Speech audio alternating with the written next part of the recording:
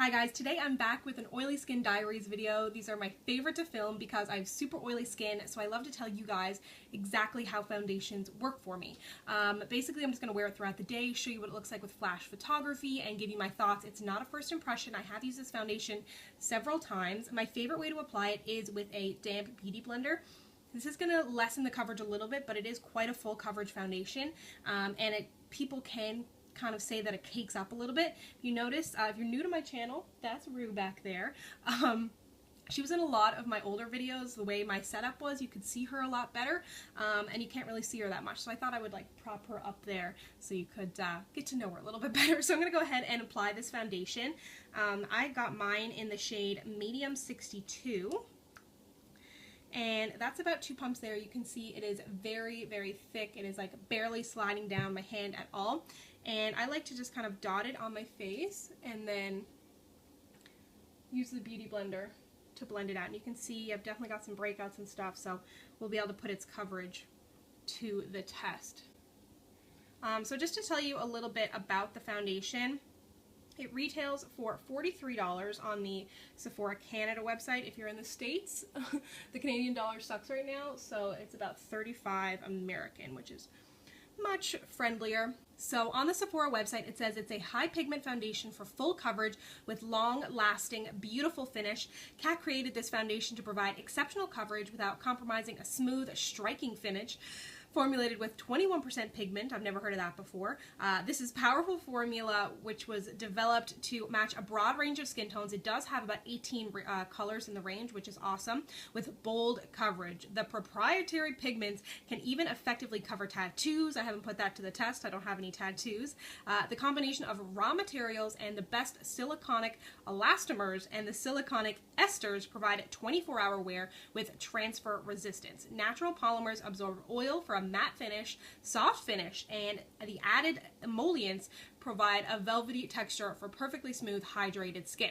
So as you can see, it covered up basically all of my imperfections. I'm not going to build it up any further because I do not want it to cake up on my skin. It doesn't dry to a completely matte finish. You can see there's a little bit, not of shine, but just kind of a natural finish to my skin. And it does look a little bit yellow at the moment considering how pale I am for me anyway. So I'm going to do the rest of my makeup and then just take some pictures and show you exactly what it looks like with flash photography and in natural daylight photography as well. Okay, so now I have all my makeup on. I powdered my face with the MAC MSF. I didn't use any highlighter. I used a matte blush. I have to powder my face just because I'm so oily and I'm not going to risk not powdering my face. One thing I did want to point out is just the actual bottle. It kind of has like a pump built in, but the odd thing is that I don't know what it would be like to travel with because you push down on this. There's no real protective cover over this, so this first of all would get maybe your products messy and more product could come out.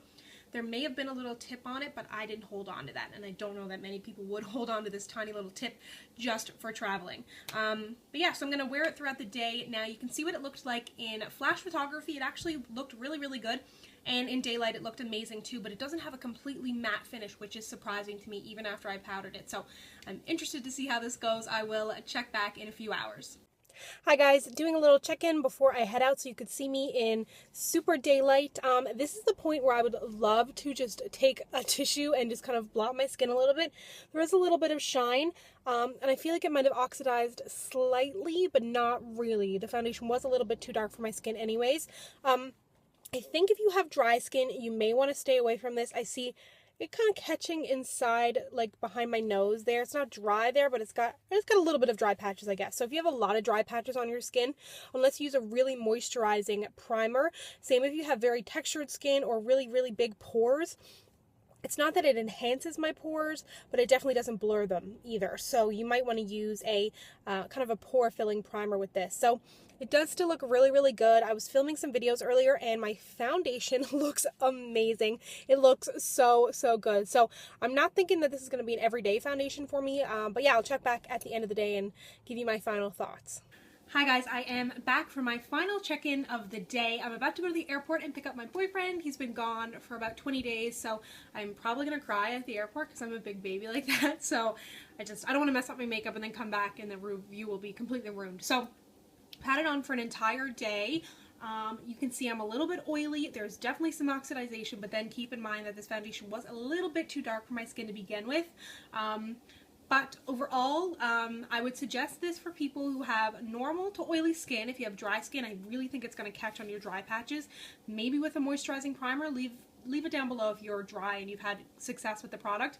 For me, I would love to just have been able to blot my face throughout the day. This is not an everyday foundation for me, at least. It's just too full coverage. It's not that it feels super cakey on my skin, but it definitely doesn't feel lightweight either, and I have more kind of lightweight everyday foundations that I prefer more. I'll link to all of my Oily Skin Diaries videos down below if you want to check those out. But this for me, I filmed my April Fab and Drab, and my foundation looked phenomenal. In pictures it looked great.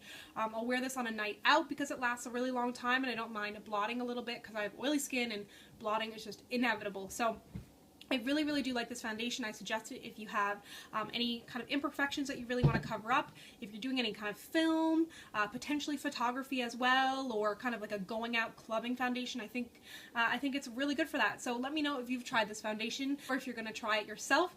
Thank you so much for watching. If you'd like to connect with me, Rue's freaking out, you can find me on Instagram and Twitter at SamanthaJaneYT, and I'll see you guys next time. Bye!